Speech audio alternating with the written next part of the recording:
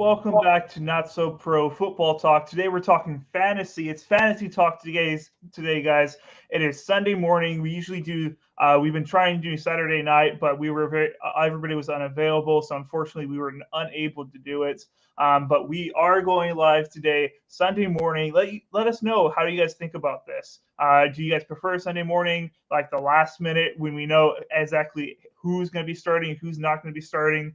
Let us know if you like this type of structure. But we're going to be talking stardom situms, who's playing today, who's not, and giving you guys the best advice so that you can win this Sunday and be able to get that dub to win your league. So right off the bat, I'm going to go through as far as right now, who do we know who's playing and who is not playing. So I'm going to go down the list and then give you guys all the last minute advice that we just got in the past few hours. So Jahan Dotson from the Commanders is not expected to play. He has a hamstring injury, I believe, and he is not expected to play. So make sure he's on your bench. A person that you should be potentially starting if you have him on your team, Isaiah Pacheco. He's been getting all the first team reps this week, and he's expected to get the start over Clyde Edwards-Helaire. Vincent, what do you think about this? I think it's very interesting, man. Mostly when the Kansas City Chiefs have a running back, he's going to be a pass catching back. So for those of y'all in a PPR league, this guy is one of the best running backs you could have. We don't know what his carry percentage is going to be or what his snap percentage is going to be over Clyde Edwards-Helaire, but he is a rising star in my opinion. I have been making a list of the top 25 in each position, and then I also have the rising stars, and he's at the top of the list. Today pushed him up all the way up there, but he was a guy who had been getting more reps and more reps every now and then. But now that he's getting more than Clyde Edwards-Helaire, I think it's a shift like the entire NFL is doing. Every younger running back, whether they drafted him this year or last year, those are the guys that they want to start. The league is getting younger, and they're realizing that, hey, we got to move on from some of these old stars and get into the new stars. So I'd say you start him, especially at the flex position. I think he's just going to have a crazy upside. All right, I like it. Comment. Hey, Hey, Gary, how's it going, man? Welcome to the live stream. We appreciate you being here. Let us know if you have any questions for your lineup this week. We'd be happy to answer any questions that you have. But this is a guy, the next person we're going to talk about, that I'm very glad AJ is not currently here with us. Because if I brought him up, he's going to instantly just trash the guy and say all these horrible things. And I'm talking about Mac Jones. Mac Jones is suspected to start this week. As far as right now on Monday night. So be wary about starting Bailey Zappi if you have him on your lineup. I just had to switch him out. We got a first question for the day. I got EZN, Zeke, and Jakobi Meyers. Who should be my flex? I'll let Vincent say who he thinks, but right off the bat, I think you should start Zeke this week. I have not been a very big Zeke fan, but he's going against the Detroit Lions this week. I am expecting a big game. The Lions are terrible against the run, one of the worst defenses in the league. I would expect a huge game from him. And then I'll give you the advice that you should sell high on him after this week. He had a great game last week. He's going to have a good game this week. And then if potentially if you have a good two running backs, I'm guessing because Zeke is on your bench or potentially your flex, I would definitely see if you could try to trade him after this week. Vincent, what are your thoughts on this question? Yeah, I'll tell you the definitely not who I would not put in there, and that's Jakobi Meyers. He's been inconsistent, especially when he plays with Mac Jones. So Mac Jones is looking like he's going to start. That's exactly what Reed was just talking about. So I don't think Jakobi Meyers is a safe bet here. He might get a couple receptions, but he's not going to play like he was playing with Bailey Zappi. Because for some reason with Bailey Zappi, that team was a passing team instead of a running team most often. But yeah, I think the Cowboys is the best bet. Lions don't have the best defense in my opinion, and I would go with Zeke, but don't sleep on ETN. Let me see who they are playing here today. They're playing the Giants, and that's a great defense against the run. We saw it when they played the Packers. We've seen it when they played all their other teams. They're 5-1. That's not a team you should bet against right now. Maybe when they start losing, you can start betting against them, because once they start losing, that team always goes down and down slope on both sides of the football. So I think Zeke is the best bet right now, and it gives you just a guy who's going to be pretty consistent. He hasn't been a superstar like Pollard has in some of these games, but Zeke will get you a good 10 to 15 points. I love it. I love it. He says ETN, LOL, not EZN. My team is stacked. There's no one to trade Zeke for. Hey, that is a good problem to have. All right, keep him then. And then he says he's playing Chicago next week. This is true. He should have another good game against them. The Cowboys, as long as you don't see that week one deck again, the Cowboys should start rolling here, as everybody probably predicts right now.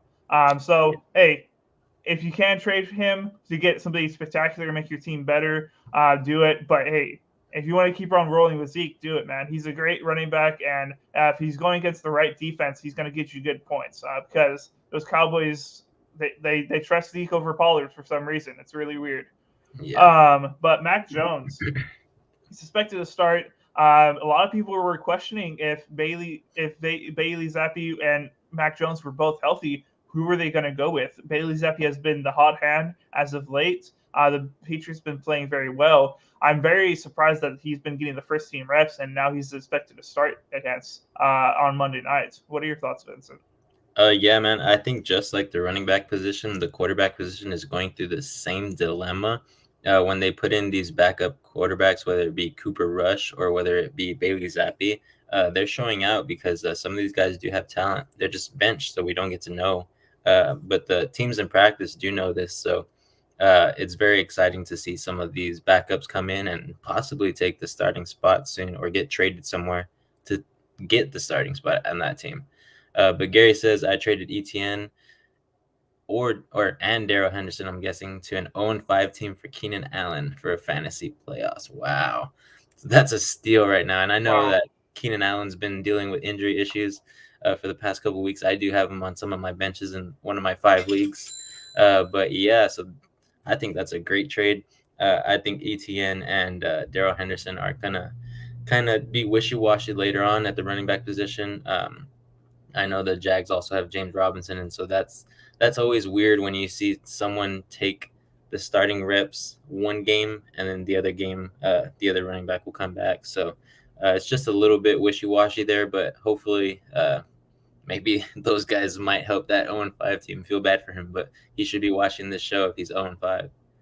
I love that trade for you, Gary, and that leads to my Nets player, who I do not think is going to start this week, is Keenan Allen.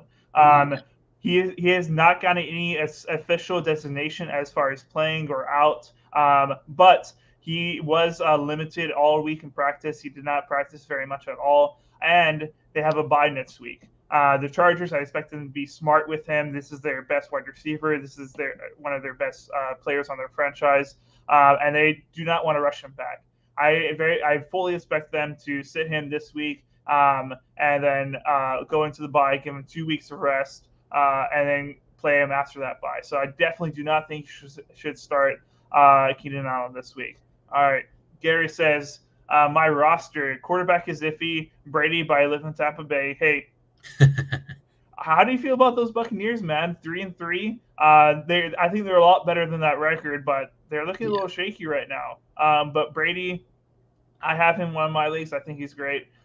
He will be good eventually. Mitson, Eckler, Lamb, Adams, Kelsey, Flex, bench, Zeke, Myers, Allen. Injured reserve is Hollywood, Deshaun, and Jameson Williams. Wow. Jeez, man. He's set up for the future, man. That's insane. Gosh. Okay, you got a very, very good team. I understand now why you're saying there's nobody to trade for. Your team is stacked already. Running back room is great. Wide receiver room is incredible. You got Kelsey, the best fantasy tight end in the league. Yeah. And then you got great people on the bench. Your quarterback is probably the worst part, but I mean, Tom Brady isn't also the worst quarterback to be running with either. Vincent, what are your thoughts on this lineup? Yeah, man. The only guy I possibly don't like there for the future might be CeeDee Lamb. We don't know how he's going to perform with Dak. But, of course, he's been balling out, so I'm pretty sure Dak is going to target him. His routes have been looking crisper, but we'll see how Dak throws the football after his injury. But Other than that, the only guy I don't like is Myers, but then I saw your injured reserve, and I was like, never mind, this guy is good. He has Jameson Williams coming in soon. He's got Hollywood Brown probably coming back in 4 to 6 weeks. And then he's got Deshaun Watson if Brady isn't panning out by the time he comes back in week 11. Yeah, Or week 12, I believe. I don't know if it's week 11 or week 12. I But forget. that's insane. It's whenever they play the Texans, so he's going to come back and have a game, most likely. But dang, I like it, bro. And then he says that the Eagles have the easiest schedule in the NFL. And right now, that's true. The way they're looking at sitting pretty at 6-0. So we'll see if they make it 7-0 this week. But They have a bye this week. oh, they have a bye? Yeah. Yes, that is true. They have a bye. Yeah. So they'll be sitting pretty on the couch this week. But yeah. Oh This my is your geez. first time doing fantasy, and you have that type of lineup. I Is know, everybody man. else is in your league first time also? Jeez.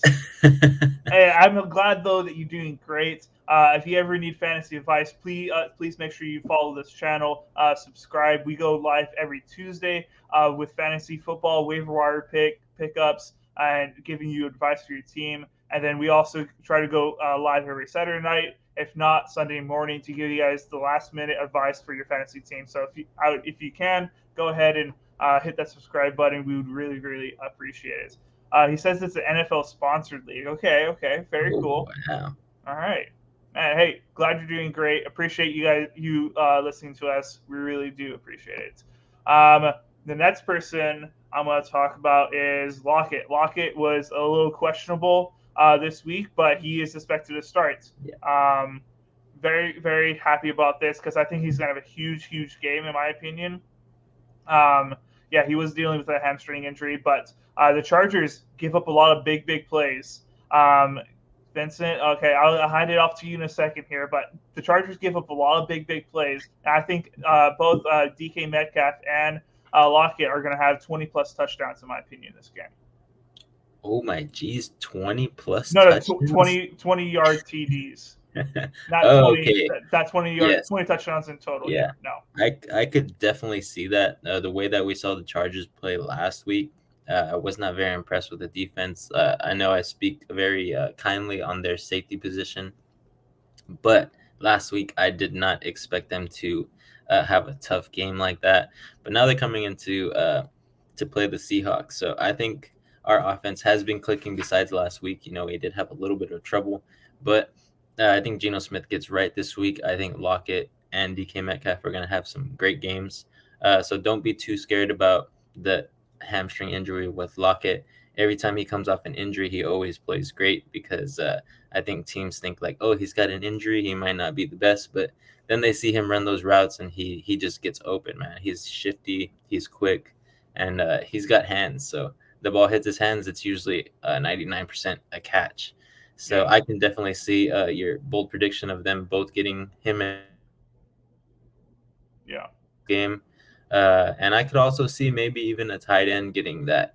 Right now, Noah Fant has been the guy that we are targeting a lot at the tight end position. Will Dissly has been taking the back seat to that. But yeah, don't sleep on the Seahawks anymore, man. I think we have one of the best offenses going into week 7 right now. We're just clicking with everybody healthy. And now that Kenneth Walker's in, just have even more weapons, man. It's going great. But yeah, I think Lockett's a good start this week. So get him in your lineup if you need him, especially at that flex position. He's going to be a great guy to have there. All right. Gary says, thanks, bros. Appreciate you listening to us. And he says, I'll list it up now. Hey, keep it in the comments, man. We appreciate all the comments. We love it. It keeps us going, keeps us energized. So please keep on going with the comments. We love it. But back with Lockett, I want to ask you a quick question about Lockett, Vincent, just because I think it's funny. Do you think he's been avoiding hits this year? I've seen a clip or like a highlight of him.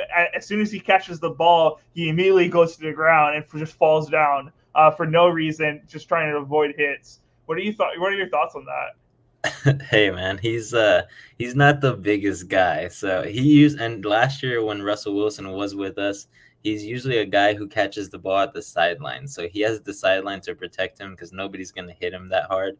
But now with Geno Smith, he's getting a lot of passes thrown down the middle of the field. So he knows that there's these big hitting safeties and these big linebackers. But I don't know. I just think it's funny. You see a guy like that who's been a superstar the past like 3-4 years, and he's kind of a little scared to get hit. But I think if I was there too, I would probably be a little scared to get hit. Yeah, you would probably tell your ACL. Talking about Russell Wilson, he is not expected to start this week. Who's their backup quarterback? I forget. I don't know his name. Brett Rypien, I think. Yeah, something like that. I've never heard Yeah. of him before in my life. Right. But he is suspected to start. Russell Wilson is dealing with what is it, a shoulder injury, I believe. Yes. Yeah, he's having some pain in his Torn groin. hamstring, a partially torn hamstring. That's what it is. Oh, really? Yeah. I know he was also having some issues with his arm too earlier in the season. Yeah, that was a few weeks ago. But this time, what's sidelining him is a partially torn hamstring. So he is not expected to start this week. Apparently, it's still believed that he could play today. I wouldn't bet on it. I do not. I don't think he's gonna. If he does play, he's not gonna play well. Like, he hasn't been playing well all season. Dealing with how banged up he is, I definitely would not put him in your starting lineup, in my opinion. Definitely bench him, in my opinion, whether he's playing or not. But make sure he's not in your lineup. That's the end of the story, basically. Yeah, man. I want to talk a little.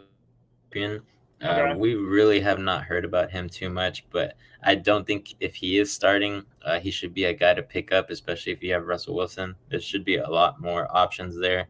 They're going up against the Jets, and right now, Sauce Gardner and that backfield, and basically the entire defense has been doing pretty well. So I don't think he's a start yet, but definitely keep an eye on him. We'll see how long Russell Wilson is out, but it doesn't look like he'll be out more than just this week. So he might be a guy who is irrelevant during the season. But yeah, other than that, I mean, I guess we can move on down the list, Reed. All right. Since I kind of feel like staying with the quarterback option right now. I'm gonna go with Tua. Tua is expected to start first time in, I think, 3 weeks, right? I believe it's been now. He started this whole with that big hit received. He started this whole concussion. That's be safer for the players. Whole thing, and he's not expected to. He's expected to start this week. And I'm expecting a huge game for him. The Dolphins were rolling with them. Hill, Waddle, they're absolute monsters. And I think they're going to give him a huge help in coming back. And I think he's going to have a great game, in my opinion. I like that because I like Tua. I've been talking about Tua for the past year and a half now. I really like him, and I'm glad that he's back healthy. But I also want to talk on the other side of the ball with Mr. Kenny Pickett. I think this is Kenny Pickett's third time starting this week. So I think he's going to have a better game than he has had. I know he's only been averaging about like 10 fantasy points, but he's playing up against a banged up Dolphins team, and they haven't been doing the best against opposing quarterbacks. I don't know if it was the reason because Tua was out, but I remember when the Patriots went over there, I mean, they scored so much on them. So that defense is a little bit in the ringer right now. They're going through it. So I think Kenny Pickett could possibly have a great game, especially because Freiermuth is cleared to play after that concussion stuff. Also, Claypool has been doing very well. He's been averaging like 5 receptions and above 10 points in fantasy for the past 2 weeks. Also, their running back, his name is slipping my mind right now. I think what's his name? Can't remember. Okay. Their running back. Najee Harris. There you go. Yeah. Najee Harris is playing decently well. So I mean, he has weapons there. He's going to be able to pass the ball to some people. He's going to get some points. So I say he's going to have about a 15, 16 point game. I also have a few bets on him in the fantasy drafts or whatever, where I'm hoping that he balls out just a little bit so I can win some money there. But I think Kenny Pickett is a guy to watch out for. He might be a quarterback going forward that can play very, very well, especially with his teammates being healthy. All right. For this next one, I kind of have a double hitter right here. I got Hunter Renfrow. There's optimism that he will play. Right now he is questionable, but there's optimism that he will play, which I'm going to say that he's going to go ahead and play, in my opinion. And I'm expecting a big game because Darren Waller is out. And whenever Darren Waller is out, Hunter Renfrow usually has a big game. So I would expect 10-plus points for Hunter Renfrow this week, in my opinion. Oh yeah, it's gonna be exciting to see him get back in there. He's gonna do his little curl loopy route thing in the end zone most likely again. I remember when that was such a big thing. Everybody was using that. Mhm. But yeah, I think Hunter Renfro's just been super quiet this year, so it'd be cool to see him have a big game coming back. All right. Next person we got DeAndre Swift. DeAndre Swift is not expected to start. There's not. It's not 100% yet, I believe, right now, but he is not expected to start at this point. So definitely be expecting more of Mont St. Brown, etc. But as right now, he's questionable, and there is real doubt that he will play. He was limited all week. I do not expect him to play. Wow, man, that's some good news for the people that own Williams. But let me Yep. go ahead and check right here. Yes, sir. It says there is a big doubt that Hmm. he will play. So I think Yes. that's great news for those of y'all that have Williams on your bench. Every time that DeAndre Swift is out, sadly, uh, Williams does get bulk of the carries and he does get some touchdowns in there. He is the guy they use in the end zone. So if you guys have him, go ahead and place him in your flex lineup. I think he could possibly have a good game. I'm not too sure who they are playing this week because I don't know if I They're picked playing the Cowboys. the Cowboys. Yeah. Oh, okay. Yeah, it's gonna be a tough matchup, but Yeah, it'll uh, be hard. yeah. But if you don't have anybody else in there, Jamal Williams is probably your best bet going in. All right. All Let's right. see. All right. The next person I'm going to talk about is Marvin Jones. Marvin Jones from the Jaguars is expected to start today. He was dealing with a. Let me find it. He was dealing with a hamstring injury, but he told Tom Pelissero that he is playing today. So that's something you can adjust your lineups. Not a big player, but Marvin Jones, if you do have him on your lineup, maybe you can start him this week. Yeah. Gary says, when I saw this AM, I grabbed Williams off the waiver wire too. He's also on my bench, dude. Your bench is way too stacked, I Gary. know. Gary, you gotta save some for the rest of us, man. Then he says, Just should he let's. flex him over Zeke? I would say no. Yeah, I'm also gonna say no. Even Yeah, though he's gonna get the majority of the carries for the Lions, that Cowboys defense is much stronger, and I just think Zeke is gonna have that good of a game that you have to start Zeke, in my opinion. yeah. Let's see. We got this next one out here. It says ETN, Bateman, Jamal Williams, and Jacoby Myers. Choose two. So All for right. you, I think Bateman is very he's also questionable. So I would probably go running backs here. I think running back is the safe bet. ETN's going to get the bulk of the carries. James Robinson is taking the back seat for sure. And then we just talked about DeAndre Swift being super doubtful. So I would say Jamal Williams here. But I also think that Bateman is questionable as well. So that's just one of the reasonings why I'm not choosing him. Bateman is questionable right now, and there's been no designation, but there is optimism that he can play. So a little bit more than 50% that he will start. As far as choosing two, I'm gonna go Jamal Williams, and then if it's just like for your flex spot, I'm guessing I'm gonna go ETN in my opinion, Yeah. because right now unless Bateman is 100%, he is starting. I'm gonna go ETN over Bateman. And he says it's a full PPR league. Okay. Okay. So that's I think those guys. I would still go with that. I don't trust as Vince was saying earlier about Jacoby Myers. I just don't trust him with Mac Jones playing this week. Yeah. And then Gary says thank you, and of Hey, course, man, we're always here with the we help. thank you. We thank you. Now, Sebastian was saying that he's expected to suit up. I believe he was talking about Rashad Bateman there. Yeah. And then we got John Sims here, man. Welcome, welcome. He says, "Do I trade Mike Evans and Jacobs for Cooper Kupp?" Wow. Okay. Wow, that is a blockbuster trade, but I don't know. I really like Josh Jacobs going forward. Lately, he's been averaging about 20 to 25 points. So I think that Josh Jacobs is quite the steal here. I'm sure that going 2 for 1 here in Kupp, who is always usually the number one wide receiver or number two, depending how Stephon Diggs does that week, they're the guys fighting for that top spot. But in my opinion, I think that you should not make that trade. I know Evans is dealing with some injuries here and there, and he's not playing the best since Chris Godwin has been back. But I don't think you should trade away Josh Jacobs. If you can package Mike Evans with someone else and get Cooper Kupp, I think that's your better bet. But I would hold on to Josh Jacobs. He doesn't have a super bad schedule going into the playoffs. So if you do have a great record, right now I have Josh Jacobs as my number one quarterback, or my number one running back out of the top 25 list that I created.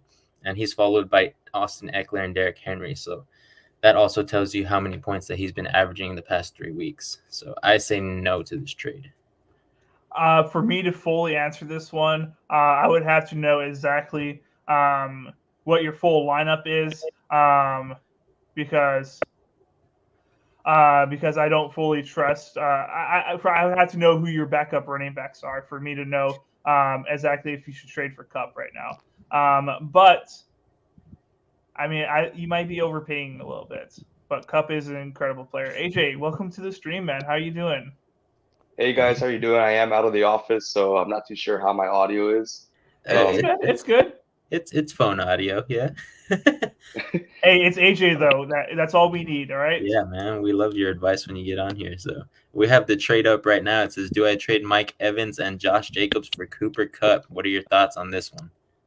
I would say it just depends on his bench, what he has on his backups. But honestly, that's not a bad trade. Josh Jacobs has been producing a lot lately, and Mike Evans is a little questionable with some questionable play style with Tom Brady. And Godwin's always going to have a fair share in that offense. So not a bad trade. But if you don't have any depth, then I would not take it. If you do, 100% I would. Yeah, that's exactly what Reed pointed out right now. And then I was pointing out that Josh Jacobs is just being too good. But Gary says, Sims, I traded Kupp for CD and Mixon, and everyone said I was in IDIOT. Let's see. I don't think you were. Kupp is one player. CD and Mixon are two great players who can both start on almost anybody's league. So I don't think that you are the I word, but Cooper Kupp is a big loss, but I think CD can carry it a little bit. He'll be averaging 10 to 15 points. And then Mixon, I think he's going to do much better with the Bengals and the way the offense is running. So he's going to get back to form just like he did last year when they went on that Super Bowl run. Yeah. I like this. I kind of like this trade.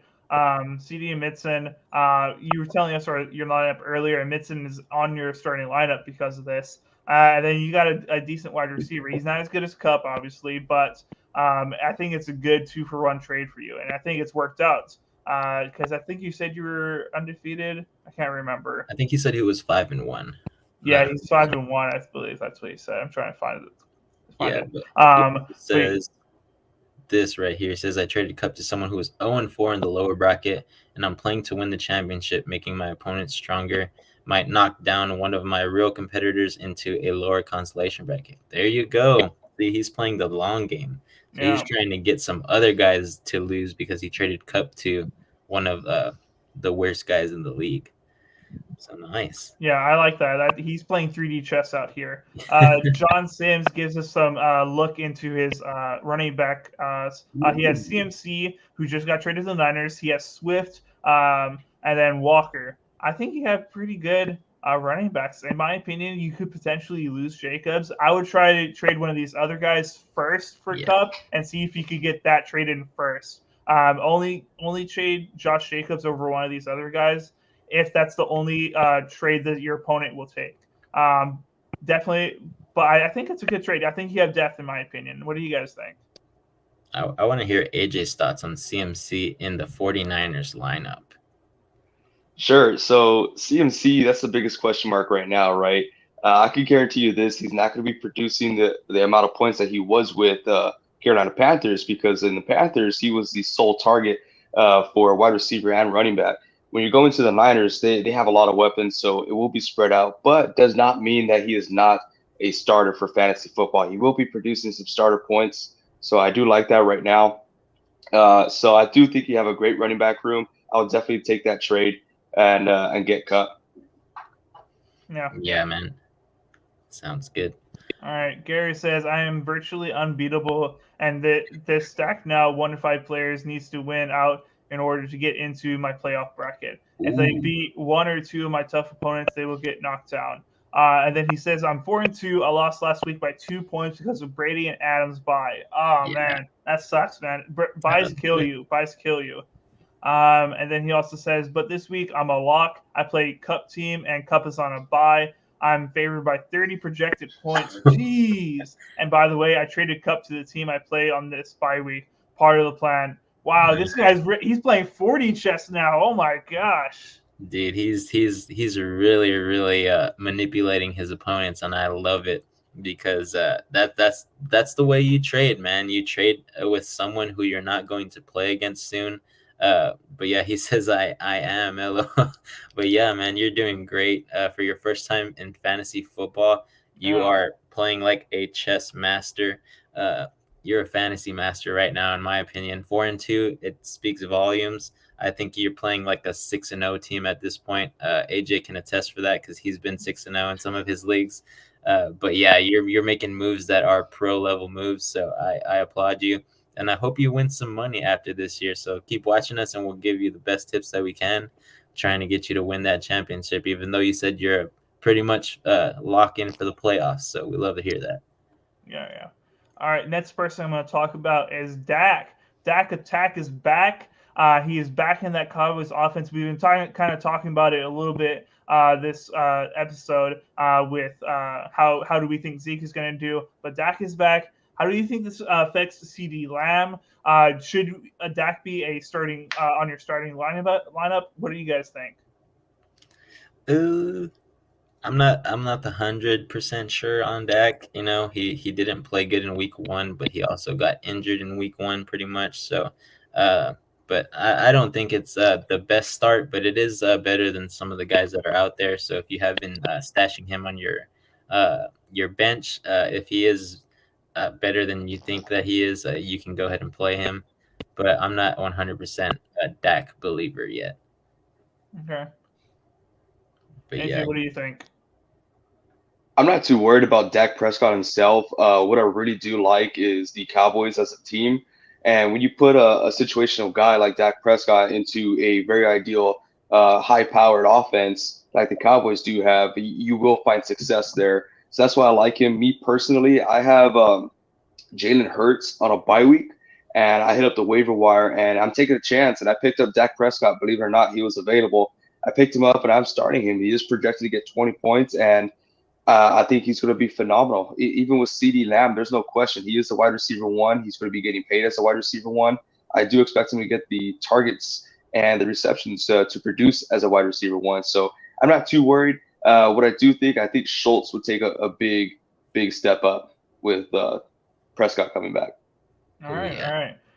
Gary says, I was an analyst on Wall Street for 20 years, analyzing players just like analyzing stocks. Hey, take the real world traits into the fantasy world. I like that, man. I like that.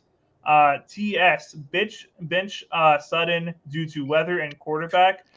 Dobbs, Claypool, A. Pierce on waivers. Ooh.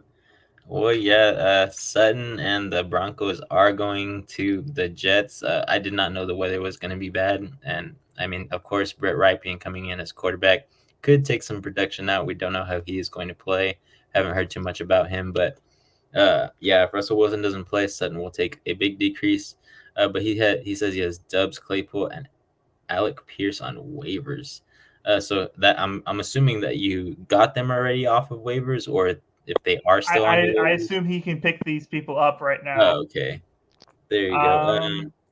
I would say Alec Pierce. I don't expect a big game from Dobbs this week, even though I think he can be a person that you should eventually get on your bench. I'm just not expecting a big game from him. I'm expecting a big game from Allen Lazard this week, in my opinion. That's just my opinion. I think Sutton definitely. I think you should bench. Maybe pick up Dobbs if you don't have a reliable wide receiver on your bench right now. Yeah, man. I think I would. I'm iffy between Alec Pierce or Claypool. I don't know who's going to get more points. I know that the Steelers are playing against the Dolphins. Like I talked about earlier, their defense hasn't been playing the best, but Alec Pierce has been so consistent. And they're going up against the Titans. I think he could have another good game. So I think your safe bet here is Alec Pierce. All right. Michael G says, what do you call a Green Bay Packer in the Super Bowl? A ref. This is a sad Bears fan right here. All right, guys. He's a sad Bears fan. That's all I have to say about that. Yeah, that's very funny. Gabe says AJ Dillon or McCaffrey. I would go McCaffrey here, even though AJ Dillon, I think he's going to play more plays than McCaffrey will. I'm expecting McCaffrey to get at least one touchdown, in my opinion. The Niners have kind of said, or it's been reported, that they have a set of plans for him, a set of plays for him, and I think he's gonna get either a big run, big catch, or a touchdown, in my opinion. I could see that, but I could also see AJ Dillon going off. But it just depends on how much they're going to use their running backs. They are going against the Commanders, so I think they could take a commanding lead. But yeah, we'll see what happens there. Lame. But we'll see. I think McCaffrey is a safer bet here. AJ Dillon and Aaron Jones have been a little bit underused, in my opinion. So their fantasy production is not the best at this point. Yeah, it's the worst. But there's always hope that they'll figure it out and give him the ball. Tyson Martinez says Duvernay or Watkins. Watkins, is he talking about Sammy Watkins? He's talking about Sammy Watkins. Yeah. Sammy Watkins isn't starting. He's activated off the injured reserve, but he has not been activated to play, and I do not believe he's playing this week. So definitely 100% Duvernay. 100% Duvernay. Yeah. I mean, I've talked volumes about Duvernay sliding into that position once they had that injury with Hollywood. I think it was Hollywood. It's someone else. But yeah, I think Duvernay is just a better guy here overall. Watkins he does have some decent games, but Duvernay has the more boom factor. He doesn't get the best amount of receptions and catches, but he does get catches for plus 20 yards almost all the time. So I think he's the guy to start here. Yeah, I definitely agree. And even with Watkins being healthy, I still wouldn't 100% trust him. Jeb Armstrong says, should I trade Courtland Sutton, Dante Foreman, and Tua for Gabe Davis? I think that's way too much. Maybe Dante Foreman and Sutton for Gabe Davis, but not also Tua. Tua, I think he's going to be back to normal coming out of this concussion. He's finally activated and healthy to play this week. Now, I'm expecting a big game from him. Gabe Davis, he'll have great games, but I don't see it as a week-to-week consistency, in my opinion. Stephon Diggs is that week-to-week consistency person on that Bills offense. Gabe Davis, he's a great weapon to have, but I don't think he's worth 3 players, especially a Tua type of player. No, man. Yeah. I would say hold on to all 3 of these guys. Courtland Sutton has been decently consistent. He's not a super good guy. But Deontay Foreman, here's the guy that I want to talk about a lot. He could be sliding into that head position there for the Panthers. He's not going to be like Christian McCaffrey type numbers, but he will average probably about 10 to 12 if he gets that starting position. He was great with the Titans when Derrick Henry went down. So I think he can be great now. But he does still have to fight for that starting position against Chuba Hubbard. So don't bet all your marbles on Deontay Foreman. But yeah, if you can trade maybe only Courtland Sutton and Deontay Foreman for Gabe Davis, I would say that, because I think Tua is too valuable, even if you have someone who's starting already and Tua's on your bench. But yeah, go ahead and comment your bench, man, so we can go ahead and see exactly why you're trying to make this trade for Gabe Davis. But yeah. Yeah, I agree. Ethan John says, what up, y'all? He says, who do you feel is better, TJ Hawkinson or Tyler Higbee? Ooh, Tyler Higbee for sure. I'm going to let Vincent and Adrian take this one. Yeah, man, I say Tyler Higbee for sure. I love looking at stats and all the ups and downs of tight ends. Tight ends is kind of like my favorite position to do in fantasy football, because it could get you someone who has 10 points and it could get you someone who might get 15 points. So that's an extra 15 besides all the flex and wide receiver and running back positions. But Tyler Higbee has been the most consistent. He's getting the most consistent receptions and targets. So I just think TJ Hawkinson won't be that great against the Cowboys, even though the Cowboys are not the best against tight ends. But TJ Hawkinson is just so up and down. He's not very consistent. He does have a boom factor, just like when he played the Seahawks. but the Cowboys and Seahawks defense are on totally different levels. So I think Tyler Higbee is the best bet here. I say you start him. What do you think, AJ? Yeah, no, I agree. I actually have TJ Hawkinson on my fantasy notes falling in production. You're going to get a Monron St. Brown back, and once he's 100%, he's going to be taking majority of those targets. And then you have DJ Chark coming in, Reynolds, and then you also have Jameson Williams coming in. It's just the target share is going to be spread out so much that Hawkinson's production will be falling. And Tyler Higbee, he will always be getting those targets in that offense. So, all right, I like it. Alvarado says, should I sit McCaffrey and play Walker? I would definitely say yes. McCaffrey, I think he's going to have 10-plus points, in my opinion, at most. Not the 20-plus that Walker has been getting these past 2 weeks. 100% start Walker. What do you guys think? I know it's tough because you have Christian McCaffrey, who's the best running back in the league, on the best offense in the league now.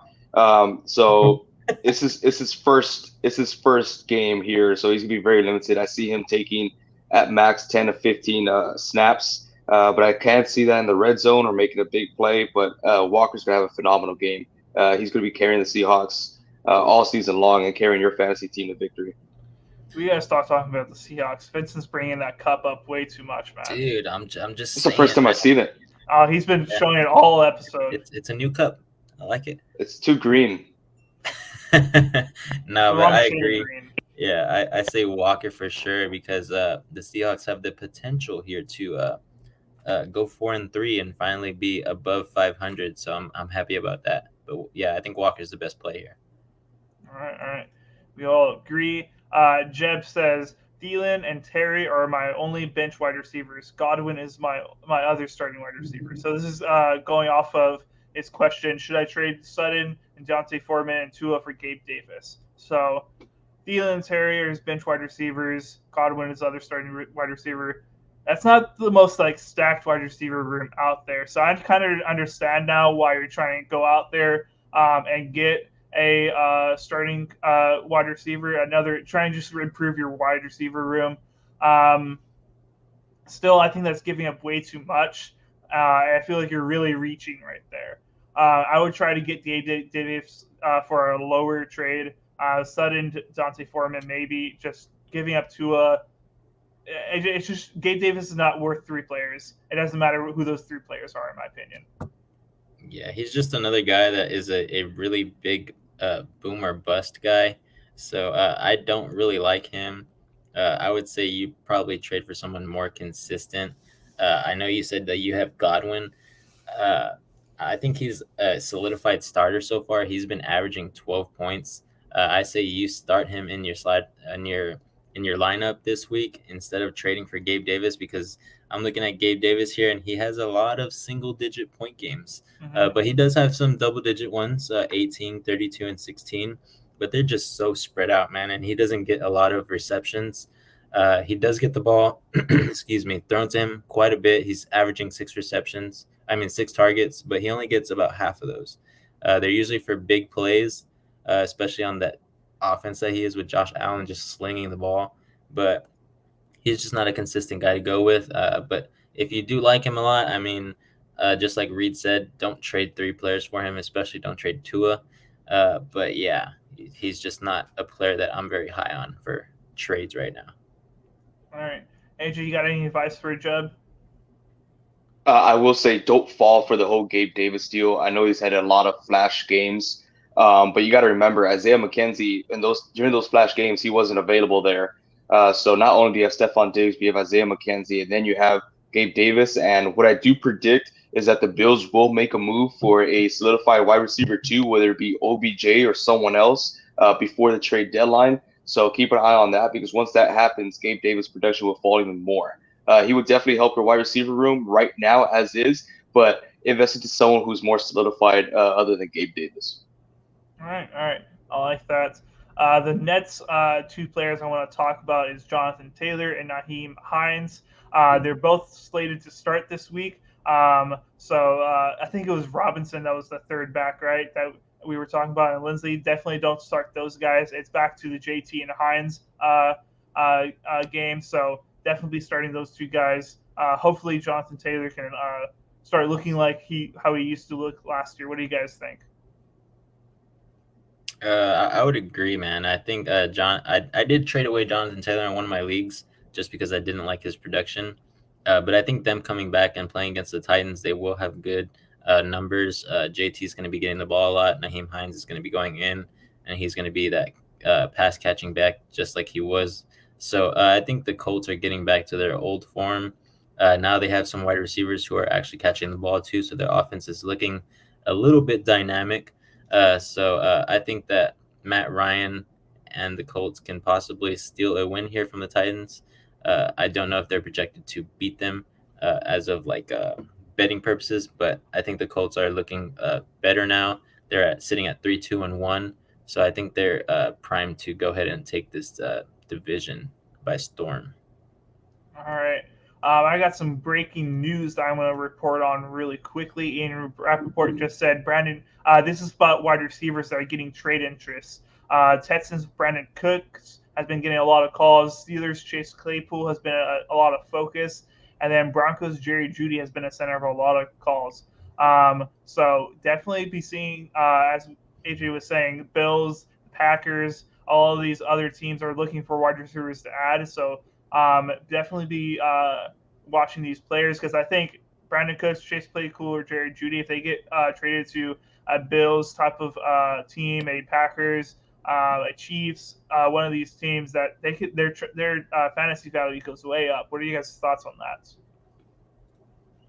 I would agree. I mean, right now, a lot of teams are trading away their best assets. They want to get these picks. We do have a good draft class coming up.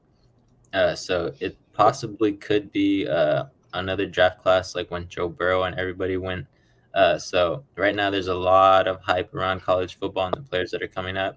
So I think the tactic of really trading away your older good players right now that have been producing for you but can't really help the team because they're on big budgets, I think that's the best bet. So definitely look to see these guys going to a Super Bowl contending team or a playoff contending team. So they'll get production right away from a good quarterback. Nice. But AJ, your thoughts on that? My thoughts are you're going to see the OBJ story once again. I know everyone was very high last year because he got signed to a very high-powered offense with the Rams, and people picked him up on fantasy, was storing him, and a lot of people are doing it right now. But you got to remember, if someone does pick up OBJ, if someone does pick up Brandon Cooks, Chase Claypool, like a Buffalo Bills or Kansas City Chiefs, they're not going to have high fantasy production. Their production is going to be mid-tier to low-tier because they already have a solidified wide receiver one. So, for example, if they get traded to the Bills, it's still going to be Stephon Diggs, and the next Gabe Davis is going to be Brandon Cooks. So I mean, don't fall for it. I wouldn't waste a roster spot, a bench spot on one of these players unless you absolutely have room or you're absolutely desperate. Then I would. But you got to remember that they already have their wide receiver one, and they're trying to go for a Super Bowl. All right. Not bad. Well, now we'll get into my topic, and it's going to be about the rising stars right now, especially with all these injuries, all these trades that are going to come up, all these just guys who are taking the lead role now because teams want to get younger, teams want to get better. So they're starting all of these rookies and second-year players. So right now, we've already been talking about D'Onta Foreman and Chuba Hubbard, so I'll touch on it very, very slowly or very lightly.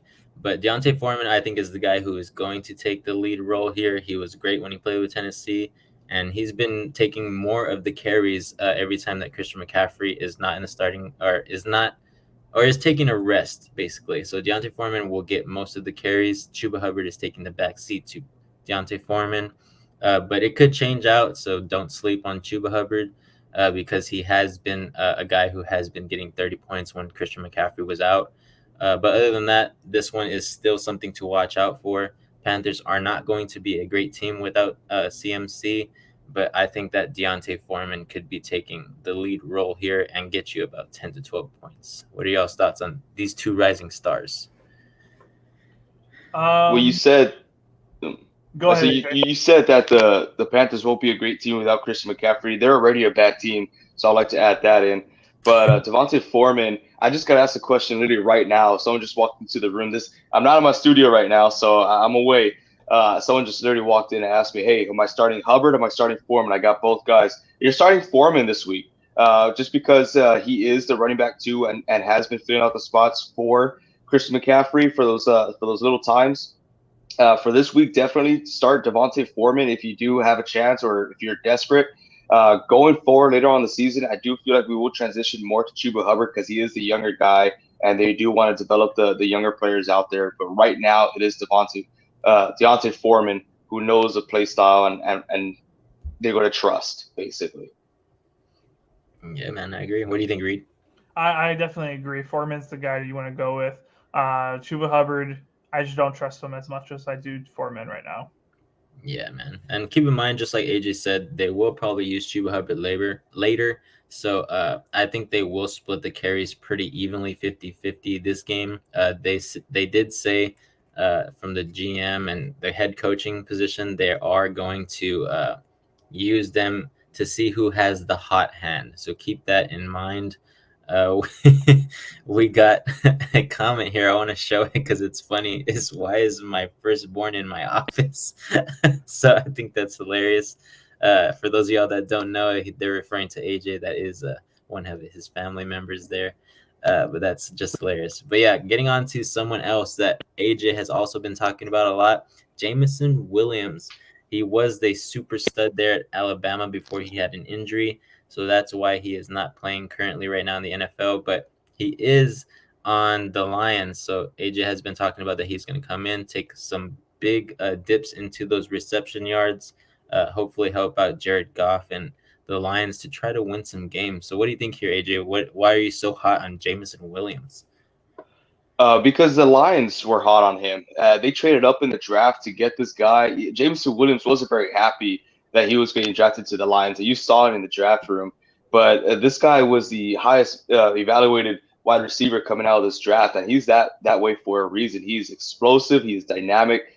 He is just almost unstoppable. In my opinion, I graded him higher than Jamar Chase coming out of the draft, but unfortunately, he did have some injuries coming in. So with him coming off these injuries, I do feel like he will slowly get into the rhythm of the team, but he would eventually be fighting Amon-Ra St. Brown for those wide receiver one receptions, and he will be the future of the team, where the team will be rebuilding around him, around Hutchinson. So this guy is the next Jamar Chase, in my opinion, wide receiver one that will be getting those targets. And Amon-Ra St. Brown would, unfortunately, as talented as he is, will fall to a T. Higgins or a Tyler Boyd type role where he's just a solid wide receiver too, even though he has a potential, kind of like an Amari Cooper and CeeDee Lamb production in Dallas that we saw last year. So I'm very high on this guy. I do feel like he would have great fantasy value, especially next year. So if you're in a dynasty league, I would definitely invest into this guy, especially if they get rid of Goff. That's their biggest issue. For sure. I think that's something we both agree on. Reed, you have anything to put on Jameson Williams here? I don't really have anything to say about him other than I think he can be a future star in this league. But to say that about Amon-Ra St. Brown, I just completely think you're wrong, AJ. I think Amon-Ra St. Brown is going to be a wide receiver one in this league for a very long time. He's going to add you to the list of people that doubted him right now, AJ. You've been added to the list. No, I think Jameson Williams is a great star. He will definitely take that wide receiver 2 spot this year when he does come back to play. So I'm pretty excited about that. I want to see what his production is. But yeah, AJ made a great point for those of y'all in the Dynasty League. If he is not picked up for some crazy reason, he is a guy to seek in trades and stuff like that, because he will be a guy who's going to make a big splash in the league one of these days. And if it's not this year, it's going to be next year. But I want to keep it in the wide receiver room. So we'll go over the next wide receivers that I have. Got Wan'Dale Robinson. He plays for the Giants. Last week, he got 3 catches for 37 yards and a touchdown. So 11-ish points on fantasy. If you're in PPR, it was probably, or if you're not in PPR, it was probably about 8 or 9. But I like this guy. The Giants are not a very pass-heavy team this year. Daniel Jones has been very selective with who he's throwing to. But I think that Wan'Dale Robinson could have a big factor in their offense now. I think they want to give Saquon a little bit of a rest so they can go ahead and utilize him, hopefully in the playoff run that they have coming soon. Their schedule is not the hardest, just like the Eagles, Cowboys, and Commanders. But I think Wan'Dale Robinson could be a guy who makes a factor, especially with all these trade rumors looming around some of their players and a lot of the injuries that the New York Giants always have, because, they always do play in MetLife Stadium. So there's going to be injuries for sure. But what do y'all think about Wan'Dale Robinson? Do you think he's going to be a factor in the offense coming to play for the New York Giants? I definitely believe so. I know they really, really like this guy. And the biggest thing about this is the Giants don't have a lot of big name receivers. Their highest paid receiver is Golladay, who's been injured ever since they signed him and has literally done about nothing, if I remember correctly. So I think they are definitely betting on this guy to be their next big wide receiver for them. And I think they're going to give him more and more targets going forward. Definitely want to have him for the long run. Nice. This guy's awesome. This guy's awesome. I do feel like he would take on a bigger role. I did talk about him a little bit on Tuesday. Have him on my fantasy notes, and that's exactly what I put. Could potentially take on a larger role for this offense that has just found themselves a hot streak. They are having a lot of issues in the wide receiver room, whether it be with injuries or inconsistencies. And I think this guy has potential to take advantage of those opportunities and to become a higher targeted wide receiver for that team. And I definitely see quite an upside for him. And speaking like I did about Jameson Williams for a dynasty league, I do feel like this guy has some potential to be able to be carried into next year's team. Yeah, man. And just speaking on the New York Giants, I remember early on in the year, they had a guy who they drafted behind Wan'Dale Robinson, and his name was Richie James, and he had great production. He had the first 2 games, he had double-digit points. He was averaging 5 receptions in those first 2 games, and then his usable, like when he was starting in the wide receiver lineup, it started to dwindle. He was only getting passed the ball twice, and he was catching everything, but his production definitely dropped. So I think they are setting the stage for Wan'Dale Robinson to go ahead and start and most likely play a factor. And I want to highlight this too, because I remember Reed was saying, who's the team that's 0-1? But the Spurs are not stinky no more. They're 2-1, baby. And you can look at my Twitter handle somewhere later. But I do always post the Spurs record in my Twitter handle. So I will be following them too if you have any basketball you want to talk about. But I want to give this one to Reed. I have Romeo Doubs as one of my rising stars. He was a star in the beginning of the year, but then his production started to drop. So Reed, what do you think about Mr. Romeo Doubs here? He's just been a little bit having a lot of tighter cover. It's been also with just the Packers struggles. We've been struggling the past 2 weeks, and that's why he's struggled these past 2 weeks. I definitely think he's a rising star. I don't think anything has changed about that, or I haven't wavered from how I feel about Romeo Doubs. Romeo Doubs is going to be a future star. He's going to be very, very good for a long time. As far as this week, I'm just not predicting a big game, in my opinion. I'm predicting a big game for Allen Lazard, Robert Tonyan. Romeo Doubs will have a few catches. But at the end of the day, this is a guy that Aaron Rodgers loves. He's giving him a lot of targets. I don't know where he ranks it right now as far as targets for the Packers. I know a few weeks ago he was leading the Packers in targets. I'm not sure where he ranks right now. But this is a guy we're going to continue to give him the ball, especially as we're dealing with injuries in wide receiver room.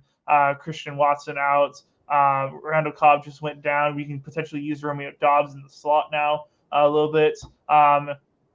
And Sammy Watkins is coming back this week. I was wrong when I spoke about it earlier. He is actually suspected to play now. I don't think it's going to be a lot, but that's just more and more reps taken away from Romeo Doubs. So rising star, I think he's going to be a great in the future for us. But as far as this week, I wouldn't say start him. Nice.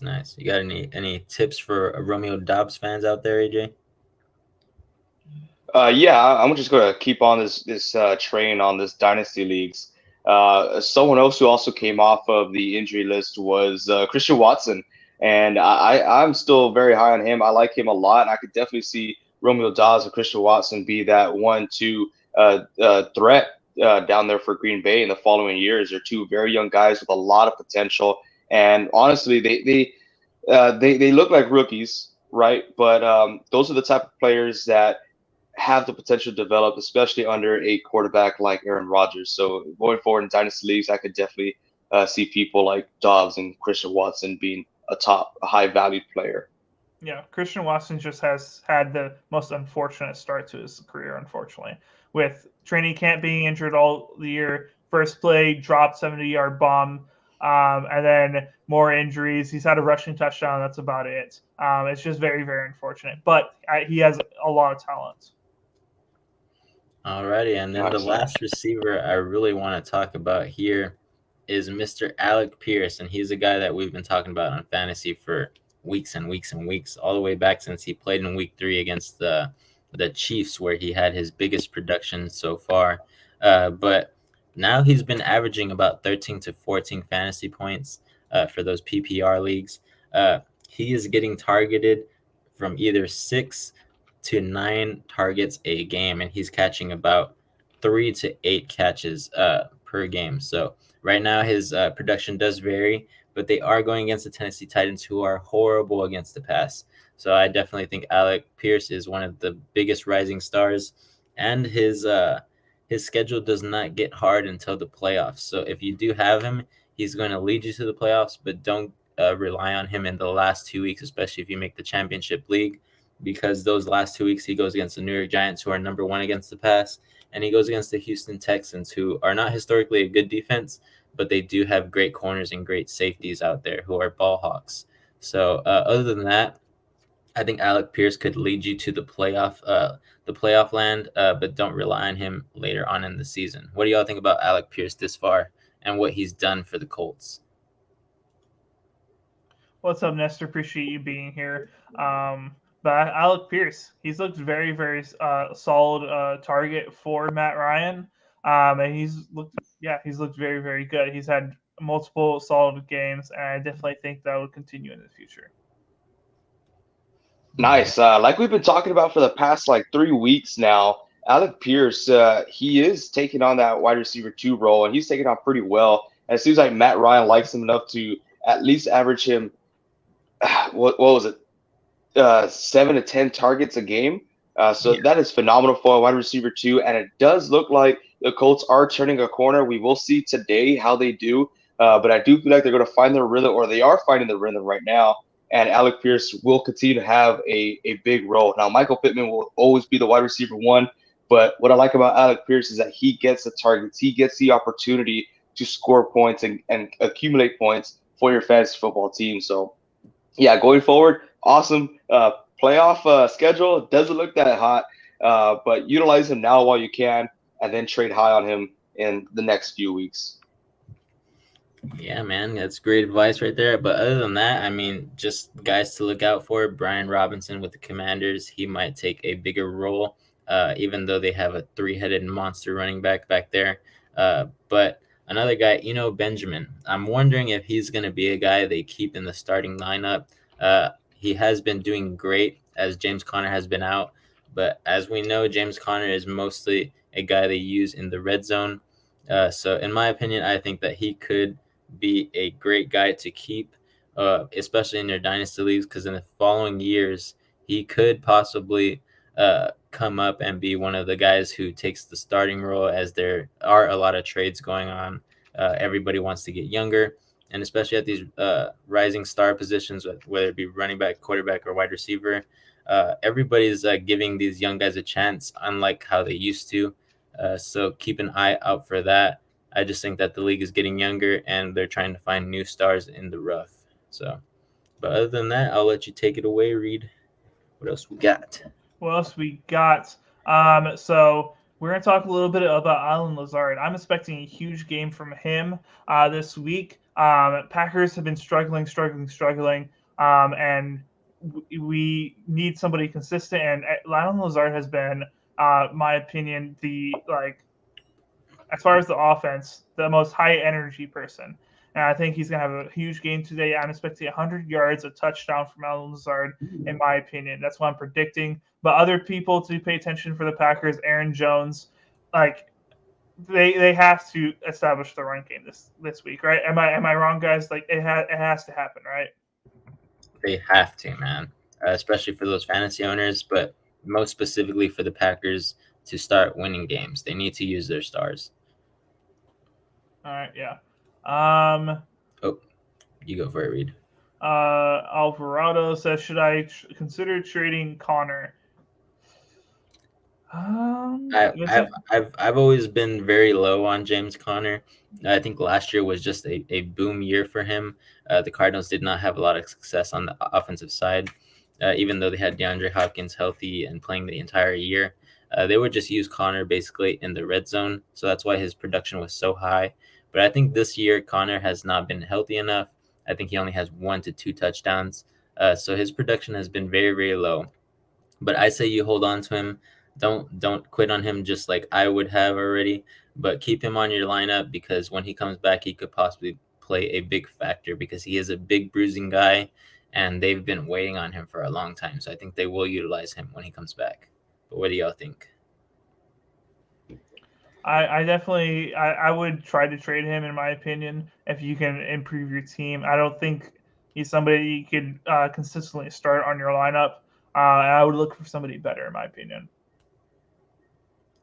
AJ, I gotta disagree there. You know me, I love my son James Conner. I think he's phenomenal. I think he gets utilized in every aspect as a running back in a running back position. So as far as the run game, target game, so he gets his fair share. But yeah, he's been battling through a lot of injuries here. If you could afford to leave him on your bench, I'd love to have him there and just wait for him for the playoffs because Benjamin, he's been playing very well these past 2 weeks. But you got to remember that's James Conner's role. And now that you have D-Hop back, it opens up the playbook. So as you saw last week or earlier this week, D-Hop came back and Benjamin had one hell of a game. And that's what happened with James Conner. That's what happens when D-Hop gets healthy and he is, or not healthy, but when he is playing with the Arizona Cardinals, you're going to see more production in your running back room. As far-fetched as that sounds, it's the truth, and they're going to be utilizing him more and more in the red zone.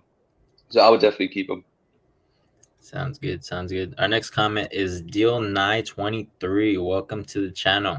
Make sure you hit the subscribe button if you like some of our advice. But let's go ahead and get to your question. He said you got Pacheco, Mooney, or Pickens, half PPR. Ooh, I think this is a good one because Mooney right now is having his highest projection this week at almost 12 points for PPR leagues, but I'm not too sure what it would be for a half PPR. But Pacheco is an interesting one. He is going to probably get the start. He's going to take that lead back position. We don't know for sure the carries and the amount of plays that he's going to play for a pitch count or anything like that.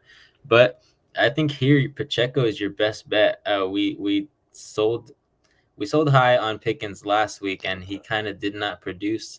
And the week before that, he didn't produce as well. So Pickens is a guy who's not very consistent at this point. And Mooney, he's not on the greatest offense. He plays with the Bears. Justin Fields is not passing the ball enough. So I don't think Mooney will get that much production. So I think Pacheco here is your best bet. But what do y'all think here? I don't trust any wide receiver on the Bears. Not at all. That is just so abysmal over there. And I just don't trust it week to week. Pacheco, he's projected to start. I definitely think he will still share some reps with Clyde Edwards-Helaire. I definitely don't think he'll be the huge ball carrier, but I still think he's the best bet for you to start this week. Pickens, I'm just not 100% on him yet, in my opinion. I will defend myself here. I know we've been high on Pickens, but that's because he was on an uphill roller coaster with his new quarterback, Pickett. Unfortunately, he went down. We saw Mitch Trubisky come back, and then we saw that production just disappear once again whenever Mitch Trubisky was back there at QB. So right now, Pickett won't be the answer. Darnell Mooney, I feel like he could get his fair share of targets, so it'll definitely help you in the half PPR league. But I say be dangerous, man. Live a little. I woke up feeling dangerous this morning, so why not start Pacheco? You got a notification this morning saying that the Chiefs are fully expected to start him, and he's been taking starter reps all week long. Why not? They are going up against a banged up Niners defense. I will admit that I'm a huge Niners fan, as you can tell. Huge Niners fan, so I'm not necessarily thinking that he's going to be outstanding, but I do feel like he would have a better game than Darnell Mooney and Pickens. So just to be real, I don't want to screw you in any fantasy league just because I like a certain team. So yeah, if he's going to be getting the starting reps, a half PPR, you see them utilize him and or utilize Clyde Edwards-Helaire and Jerick McKinnon in the passing game. Maybe they utilize Pacheco for both, and could definitely it has the most potential. Highest ceiling there would be Pacheco. Nice. All right. So we got this last comment here. It says, will I get at least 18 points from Goff versus the Cowboys? And here's my big fat no, because the only time he's gone over 18 points is when he played the Commanders, who are not a good pass defense, and he played the Seahawks, who are one of the worst pass defenses, even though we get turnovers. But we give up a lot of yards. So do the Commanders. The Cowboys do not. They're actually one of the best against quarterbacks and giving up a certain amount of yards and a certain amount of touchdowns and a certain amount of fantasy points. So I see him. His ceiling right now is going to be 16 points. His low is going to be about 9 because I don't think that they're going to play that well against the Cowboys, but they will have some bright spots here and there. It's going to be Amon-Ra St. Brown, and it's probably going to be Jamal Williams. Other than that, I don't see Goff being the biggest factor on that team. So 18 points is going to be a lot to ask for. But unless Amon-Ra goes for like 3 touchdowns, like 200 yards, I don't see Goff getting 18 points. But now we got Thomas Gage. He says McLaurin or Bobby Trees. Ooh, I'm not 100% sure on this one. I don't like McLaurin. And who do y'all think he's talking about by Bobby Trees? I'm not 100% sure. Yeah, go ahead and comment down below, man. Oh, never heard that one before. Yeah, have not heard Bobby Trees before. Robert Woods. Robert Woods. Yeah, I've never heard that nickname before. Wow, I like that. That's so funny. Okay. That's gonna be a toughie right there, man. Wow. Yeah, the you confirmed Rams- it is Robert Woods. Yep. Oh my geez, yeah. The Titans have not been using Bobby Trees too often. But yeah, he went ahead and helped us out here. He said Robert Woods. Yeah. But he's not being used enough in that offense, I think. But I don't think that the Commanders and McLaurin are the best bet either, in my opinion. But he says it's half PPR. I think the safer bet here is McLaurin. I don't like Robert Woods too much. He does have the opportunity to possibly play well against the Colts. But I wouldn't bet on it, in my opinion. But what do y'all think so far here for whether McLaurin or Robert Woods? I would 100% start McLaurin. These guys aren't very high on him, but he's been fairly consistent. He's not a huge huge point kind of guy. He gets consistent points over 10.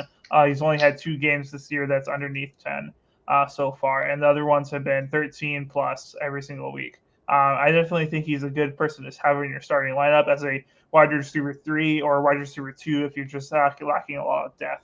I definitely think you can start him week to week, in my opinion. So, yeah. I gotta agree. I do like Scary Terry in this situation a little more. My only concern is that they got a new QB. They're going to have Tyler Heineke back there, but it could also be a plus side for you because they got to rely on someone, and why not rely on your wide receiver 1 or your most dynamic player on offense?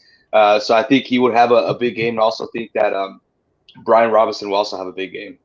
Hold up. I'll change my answer, actually. I forgot that McLaurin is going against that Packer defense. And last week we saw for the first time Jerry Alexander followed wide receiver Garrett Wilson. He completely shut him out. I think a very similar thing happens to McLaurin. Will he get completely shut out? I don't know about that, but I definitely do not think he's going to have a big game anymore. I have to adjust my lineups right now. I would go Bobby Trees, actually. Yeah, let's see. Let's look at Robert Woods' production lately. He has been doing decently, but the Colts are one of the best defensive passing defenses. But the last time that Robert Woods played against Indy, he got 13 fantasy points on 4 targets, 4 catches for 30 yards and a touchdown. So he does have the opportunity to possibly get around 7-8 points if there is no touchdown. But if there is a touchdown, that was his highest production. So right now he's averaging about 7 to 8 fantasy points without a touchdown.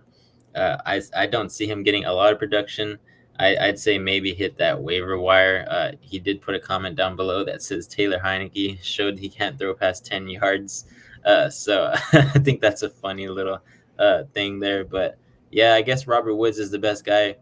We have our Packers insider over here with Mr. Reed. So listen to that. He's got the best insight on the defense there for the Packers. But let's see. We're getting some influx of comments here. So it says start 2 out of Waddle, Higgins, and Amon-Ra, full PPR. He said, thanks, my guys. Thank you, sir, for watching us. Go ahead and subscribe if you like some of our advice. But so who do you think here? Who would you start 2 here? I'm very high on Waddle this week. I want to set that out. You got Tua coming back, so why not, right? Tua's coming back. Waddle's going to find his rhythm again. Waddle looks very appealing here.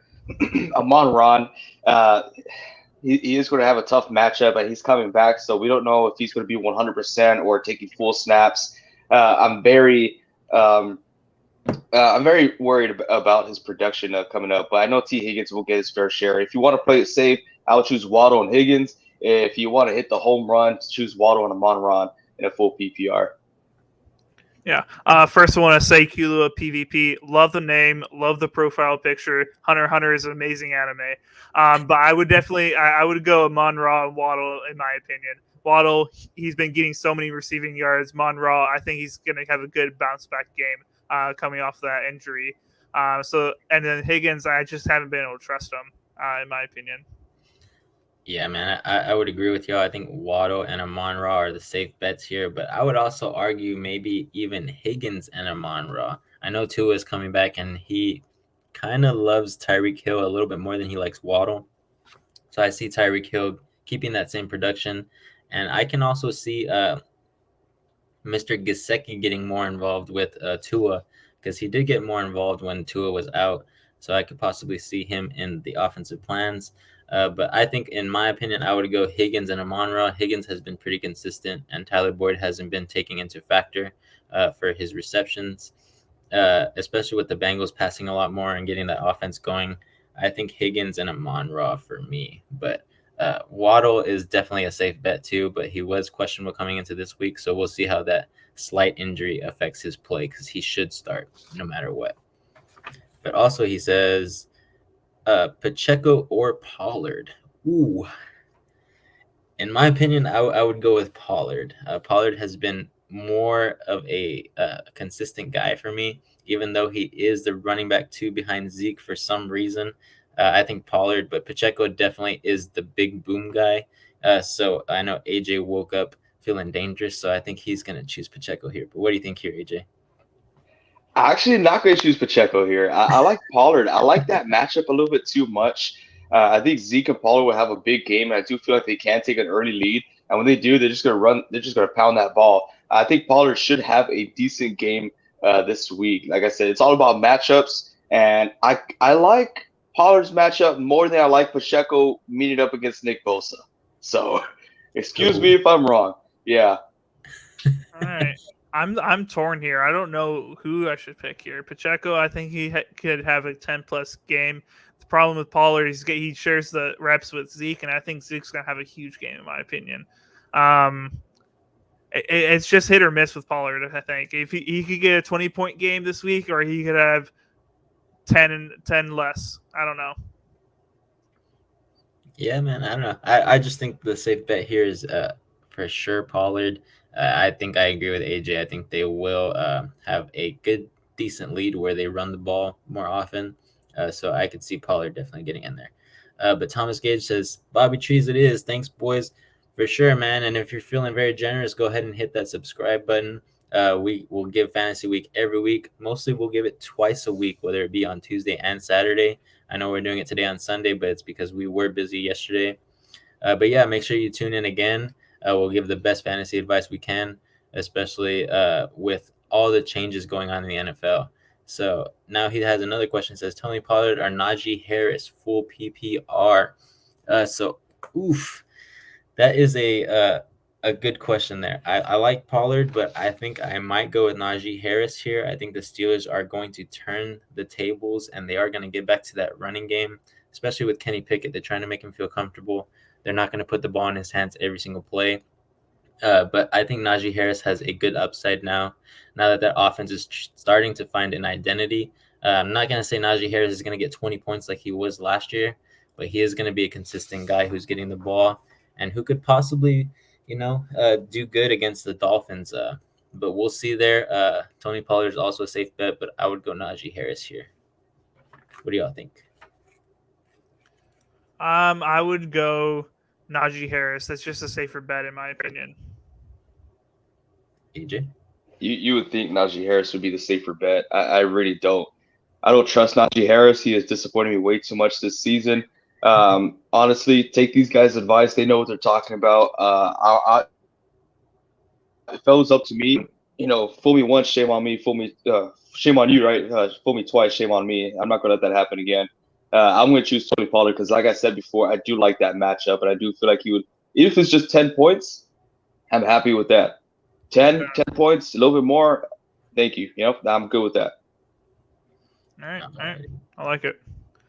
And then Kalua PvP said, thanks, my guys. Hope you all have all the luck in the world today. Oh, yeah, we're going to need it. We got a bunch of fantasy games. We got a bunch of bets. And we got all these guys asking for help. So we're wishing all the best of luck to y'all as well in y'all's fantasy leagues. So, yeah, come back for every week. Yeah, oh, yeah, we got a lot of bets. Me too. But I got a lot of bets that I'm winning right now. So I'm hoping it stays that way. But we got Caden, the Colts fan. Welcome back, man. We know you're here a few weeks ago. Keenan Allen or Pacheco? Ooh, I think Reed had said that Keenan Allen possibly could not play this week. It's not 100%, but he was limited all week in practice. And with them having a bye week next week, the most logical, smart decision the Chargers could choose is to sit him this week, give him another 2 weeks of getting healthy and coming back after the bye. I would not expect him to start, but it's not 100% yet that he would not start. If he starts, I mean, even then it's probably going to be limited. I still would go Pacheco. I think he's 100% locked to play, and I think he's the most safe bet in my opinion. Yeah, I think I'm going to have to go Keenan Allen here, especially if he does play. But if he doesn't, I mean, Pacheco is not a bad guy to start. He is going against the Niners, though, so that's my only thing here. So we'll see what happens there. But, yeah, I think Keenan Allen's probably a safe bet. What do you think here, AJ?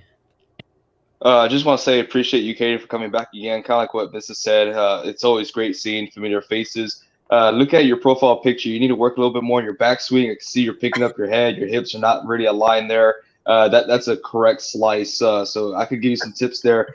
I'm just kidding, but appreciate you being here. Keenan Allen, Pacheco, I don't trust Allen, man. This is not a D-Hop story. D-Hop came back, scored 20 points. This is not going to be the case with Keenan Allen. Keenan Allen's first game, he scored 9 points. I wasn't very impressed. But even if he does come back, they have a bye week the following week. So if they even do play him, it would be logical for them just to have limited snaps, try to get back into the groove. So I don't think he'll play too big of a role here if he does play. But I would just do Pacheco because he's going to be in the backfield. They said he's going to be the starter. He will be getting guaranteed touches. For me, it's just a safer option. I'm not feeling that dangerous where I'm betting on a guy named Keenan Allen who hasn't played all season long. It says handicap. Yeah, it said 4 handicap. I like that. 4 handicap. Ooh, nice, yeah. Man. You definitely take my money. But here he says Chantel Alvarado, or it might be your father, it might be Mr. Alvarado. He says stacked team but hurting on QB. Need to replace Goff, Sunshine, Jones, or Brissett. Oof. I think I've been saying it lately. I think Brissett has been very decently good. He's been averaging 16-plus points the past few weeks. I think he had one game where he was in single digits.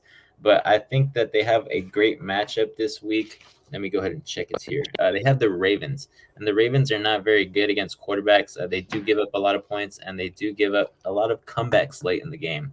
And Brissett has one of those. So, in my opinion, I think Brissett here, but I'll let these guys take the floor. I know that they have some good advice on quarterbacks on the waiver wire as well. For me, it's a very easy decision. It is Daniel Jones. Consistency is the most important thing, I think, in quarterback play as far as fantasy, and Daniel Jones is consistency.